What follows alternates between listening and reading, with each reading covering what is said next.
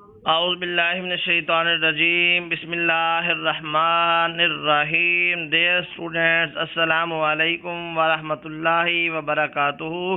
آج کا ہمارا لیسن الدرس الثالث الف سورۃ الانفال ہے.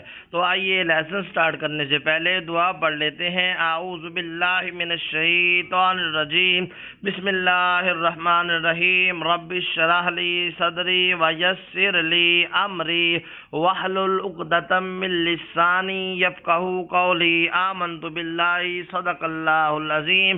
ڈیئر اسٹوڈینٹس، جیسا کہ آپ کو معلوم ہے لیکچر کے زیادہ لینتھی ہونے کی وجہ سے آپ کے سامنے عربی آیت مبارکہ اور ان کا لفظی ترجمہ نہیں پڑھا جائے گا، بلکہ ہر آیت مبارکہ کا با محاورہ ترجمہ، ان کا شان نزول، ایم سی کیوز اور شارٹ کوسچنز کی وضاحت کی جائے گی.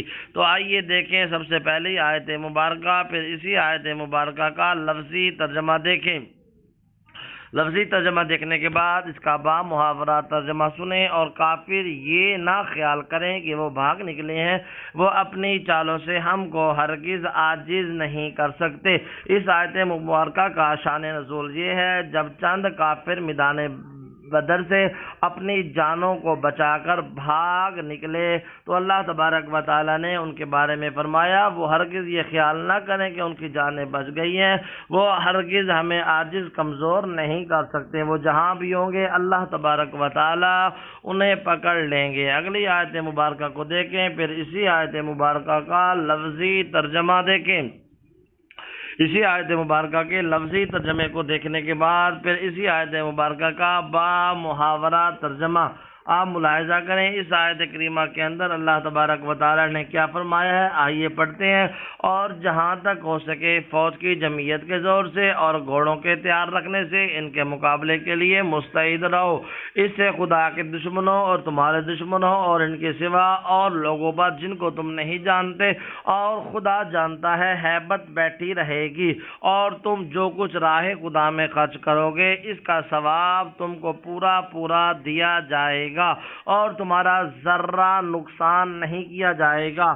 ڈیئر اسٹوڈنٹس، اس آیت مبارکہ کا شان نزول یہ ہے، غزوہ بدر سے پہلے اللہ تبارک و تعالی نے تمام مسلمانوں کو، تمام نبی پاک حضرت محمد مصطفیٰ صلی اللہ علیہ وآلہ وسلم کے صحابہ کرام کو یہ حکم دیا کہ تم اپنی فوج کو تیار کرو، گھوڑوں کو تیار رکھو، اس کے لیے مستعد رہو اور جنگ کے جہاد کے میدان کے اندر جو بھی اسلحہ ہوتا ہے اس کو تیار رکھو، اس کے لیے بالکل تیار رہو. جب وہ تیار ہوگا تو کیا ہوگا، اس سے خدا کے دشمنوں، تمہارے دشمنوں اور ان کے سوا ان لوگوں پر جن کو تم نہیں جانتے لیکن خدا جانتا ہے وہ بھی تمہارے مخالف ہیں، ان کے اوپر ہیبت، خوف بیٹھا رہے گا. اور تم جو کچھ راہ خدا میں خرچ کرو گی، اللہ تبارک و تعالیٰ نے یہاں پہ ایک بات بتائی ہے کہ جو بھی میری راستے میں خرچ کرو گے اس کا ثواب تمہیں پورا دیا جائے گا، اس میں ذرہ برابر بھی نقصان نہیں کیا جائے گا. اگلی آیت مبارکہ کو دیکھیں، پھر اسی آیت مبارکہ کے لفظی ترجمے کو دیکھیں. پھر اسی آیت مبارکہ کے با محاورہ ترجمے کو دیکھیں. اور اگر یہ لوگ صلح کی طرف مائل ہوں تو تم بھی ان کی طرف مائل ہو جاؤ اور خدا پر بھروسہ رکھو، کچھ شک نہیں وہ سب کچھ سنتا اور جانتا ہے. اس آیت مبارکہ کے اندر اللہ تبارک و تعالی نبی پاک اور صحابہ کرام کو تلقین فرما رہے ہیں، ہدایت فرما رہے ہیں کہ اگر وہ کفار تمہارے ساتھ صلح کرنے کی طرف مائل ہو جائے تو تم بھی ان کے ساتھ صلح کر لو کہ وہ تمہیں تکلیف نہ دیں، تم انہیں تکلیف نہ دو، اور تو وہ تمہارے خلاف کسی کی مدد نہ کریں، تم ان کے خلاف مدد نہ کرو. اور اللہ تبارک و تعالیٰ نے یہاں پر صحابہ کرام کو فرمایا اور تم خدا پر بھروسہ رکھو، کچھ شک نہیں، بے شک اللہ تبارک و تعالیٰ سب کچھ سنتا اور جانتا ہے. ڈیئر اسٹوڈنٹس، اس کے بعد اگلی آیت کریمہ دیکھیں، پھر اسی آیت مبارکہ کا لفظی ترجمہ دیکھیں. پھر اسی آیت مبارکہ کا با محاورہ ترجمہ دیکھیں. اور اگر یہ چاہیں کہ تم کو فریب دیں تو خدا تمہیں کفایت کرے گا، خدا تمہیں کافی ہے، وہی تو ہے جس نے تم کو اپنی مدد سے اور مسلمانوں کی جمعیت سے تقویت بخشی. ڈیئر اسٹوڈنٹس، اس آیت کریمہ میں اللہ تبارک و تعالی مسلمانوں کو خوشخبری سنا رہے ہیں، آگاہ فرما رہے ہیں کہ اگر یہ دھوکہ دیں تو تم نے ڈرنا نہیں ہے، اللہ تعالیٰ تمہارے لیے کافی ہے۔ وہی تو ہے جس نے تم کو اپنی مدد سے یعنی فرشتے نازل فرمائے اور مسلمانوں کی مدد سے جمعیت بخشی۔ اس آیت کریمہ سے یہ بھی بات واضح ہو گئی کہ اللہ تبارک و تعالیٰ اپنے نیک بندوں کی مدد فرشتوں کے ذریعے بھی فرماتا ہے اور بندوں کے ذریعے بھی طاقت عطا فرماتا ہے۔ ڈیئر اسٹوڈنٹس، اگلی آیت کریمہ دیکھیں، پھر اسی آیت مبارکہ کا لفظی ترجمہ دیکھیں، پھر اسی آیت مبارکہ کا بامحاورہ ترجمہ دیکھیں، اور ان کے دلوں میں الفت پیدا کر دی، اور اگر تم دنیا بھر کی دولت خرچ کرتے تب بھی ان کے دلوں میں الفت پیدا نہ کر سکتے، مگر خدا نے ان میں الفت ڈال دی، بے شک وہ زبردست اور حکمت والا ہے۔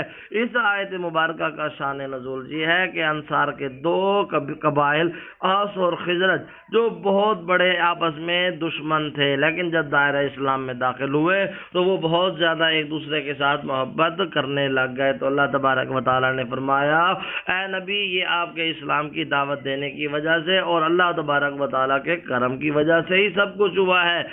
آگے آیت کریمہ دیکھیں، یا ایھا النبی حسبک اللہ ومن اتبعک من المؤمنین، پھر اسی آیت مبارکہ کا بامحاورہ ترجمہ دیکھیں، اے نبی خدا تم کو اور مومنوں کو جو تمہارے پیرو ہیں کافی ہے۔ اس آیت مبارکہ کے شان نزول کے بارے میں دو حکم ہے، ایک یہ کہ اللہ تبارک و تعالیٰ کے نبی حضرت محمد مصطفیٰ صلی اللہ علیہ وآلہ وسلم جب آپ نے لوگوں کو اسلام کی دعوت دی، لوگ دائرہ اسلام میں داخل ہو گئے، تو اللہ تبارک و تعالیٰ نے اپنے نبی کو فرمایا اے پیارے نبی آپ پریشان نہ ہو، خدا تم کو اور مومنوں کو جو تمہارے پیروں ہے کافی ہے۔ آگے الکلمات والتراکیب، اسی طرح مشکل الفاظ کے معنی، اعدوا تیار کرو، لا یعجزونا وہ تھکا نہیں سکتے، ہرا نہیں سکتے، وہ عاجز نہیں کر سکتے، یوفا پورا کیا جائے گا، جانا ہوں وہ مائل ہوئے، للسلم صلح کے لیے، ایدا اس نے تائید کی، حسبک اللہ تجھ کو کافی ہے اللہ۔ اب اس آیت اب التمریر اور مشکی سوالات۔ سوال نمبر 1، سورۃ الانفال میں اللہ تعالیٰ نے مسلمانوں کی جہاد کی تیاری کے بارے میں کیا حکم دیا؟ جواب، جہاد کی تیاری کا حکم سورۃ الانفال میں جہاد کی تیاری کے بارے میں یہ حکم دیا گیا ہے کہ جہاں تک ممکن ہو فوج کی جمعیت سے، طاقت سے اور نشان زدہ گھوڑوں کے تیار رکھنے سے کفار کے مقابلے کے لیے تیار رہو، کیونکہ اس تیاری سے اللہ کے دشمنوں اور تمہارے اور ان کے علاوہ اور دشمن جن کو تم نہیں جانتے اللہ جانتا ہے، ان پر تمہارا رعب اور دبدبہ اور دھاک بیٹھی رہے گی۔ سوال نمبر 2، یہاں پہ آیات مبارکہ ان کا مفہوم سٹارٹ ہو رہا ہے۔ سب سے پہلی آیت مبارکہ دیکھیں، وَأَعِدُّوا لَهُم مَّا اسْتَطَعْتُم مِّن قُوَّةٍ وَمِن رِّبَاطِ الْخَيْلِ تُرْهِبُونَ بِهِ عَدُوَّ اللَّهِ وَعَدُوَّكُمْ وَآخَرِينَ مِن دُونِهِمْ لَا تَعْلَمُونَ اللَّهُ يَعْلَمُهُمْ۔ اس آیت مبارکہ کا لفظی ترجمہ دیکھیں، اور جہاں تک ہو سکے فوج کی جمعیت، یہ نو لکھا ہوا ہے غلط ہے، فوج کی جمعیت کے زور سے، یہاں دور لکھا ہوا ہے، زور سے اور گھوڑوں کے تیار رکھنے سے ان کے مقابلے کے لیے تیار رہو غلط ہے، تیار رہو کہ اس سے خدا کے دشمنوں اور تمہارے دشمنوں اور ان کے سوا اور لوگوں پر جن کو تم نہیں جانتے خدا جانتا ہے ہیبت بیٹھی رہے گی۔ مفہوم، اللہ کی ذات پر بھروسہ رکھنے کے ساتھ ساتھ مسلمانوں کو اپنی فوج اور سامان جنگ ہر وقت تیار رکھنا چاہیے۔ اس آیت میں مجاہدین کی جماعت اور گھوڑے تیار رکھنے کا حکم دیا گیا ہے۔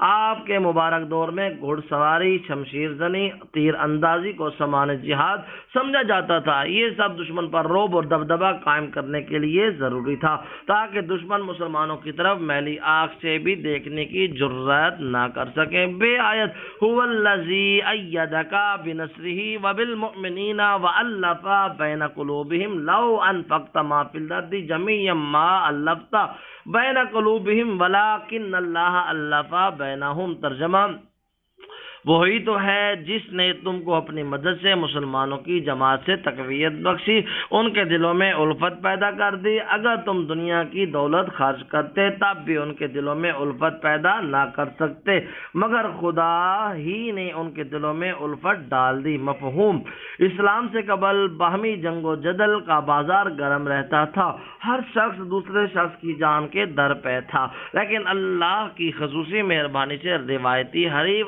آپس میں بھائی بھائی بن گئے۔ یہاں جن کا لکھا ہوا ہے، اور اللہ نے حقیقی بھائیوں سے بھی زیادہ محبت ان کے دلوں میں ڈال لی۔ مومنین کے قلوب کو یوں پلٹنا کسی معجزے سے کم نہ تھا، ورنہ روئے زمین کی ساری دولت خرچ کر کے بھی یہ مقصد حاصل کرنا ممکن نہ تھا۔ جیم آیت: یا ایھا النبی حسبک اللہ ومن اتبعک من المؤمنین۔ جواب: اے نبی، خدا تم کو اور مومنوں کو جو تمہارے پیرو ہیں کافی ہے۔ پھر اسی آیت مبارکہ کا مفہوم دیکھیں۔ اس آیت مبارکہ کے ذریعے حضور اکرم صلی اللہ علیہ وآلہ وسلم اور آپ کے پیروکاروں کا حوصلہ بڑھایا گیا۔ قریش مکہ، یہودان مدینہ اور منافقین مدینہ آپ کے دشمن بن گئے۔ اس بے سر و سامانی کے عالم میں رب نے آپ کو تسلی دی کہ گھبرانے کی ضرورت نہیں، آپ اور آپ کے ساتھیوں کی مدد میں اکیلا ہی کافی ہوں، کسی اور سہارے کی ضرورت نہیں۔ اللہ تبارک و تعالیٰ سے دعا ہے رب کائنات ہمیں دین اور دنیا میں کامیابی عطا فرمائے۔